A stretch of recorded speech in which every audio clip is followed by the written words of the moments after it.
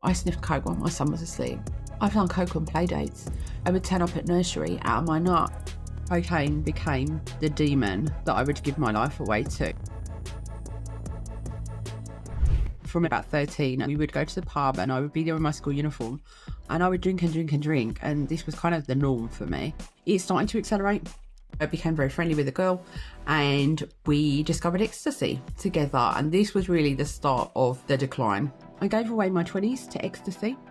By the time I was 27, cocaine became the demon that I would give my life away to for a really long time. After that, I was not in control of it anymore. I wasn't able to cope with feelings and with circumstances without this burning need to escape. Not one single living, breathing soul knew the depth of my despair and the level of my using. I didn't want to tell them because I was embarrassed. I thought if I tell somebody, then they're going to think that I want to stop, and I do not want to stop.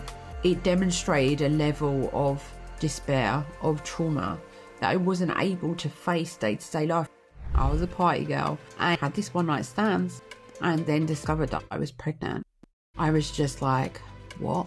No, like I can't even look after myself, never mind a child. And so I immediately went out on a 3-day bender to remedy it and make it go away. I wasn't going to have the baby anyway, so it didn't really matter, right? 3 days later, I sobered, and a moment of clarity just pierced through the darkness. And I realised this child has been sent to save your life. If I did not go ahead with this pregnancy, I would be choosing partying over a human life. And I couldn't do that. I gave up the coke, I gave up the cigarettes, I gave up the booze. The baby was born, and 3 months in, I relapsed. I'd wait for my son to go to bed. I would sniff coke, I would fall asleep. He would come in at 5, a toddler. Mummy, mummy, mummy, full of beans, really excited to see me. And I would just want to put that duvet over my head and hide from the world. And the guilt would come in, hating myself. Naturally, to the mind of an addict, the answer to that is we do it again. So then the second day would start. I'd be doing it throughout the day, believing that it made me a better mum, and then he would go to bed and I would be completely exhausted, and so now it's me time. So I would do the same thing again. Now I really hate myself, and now there's no way out. And I went round and around and around like this for about 10 days straight, and it finally got to the 10th day, and I remember I was on the phone to my friend and I said to him, look, something needs to change.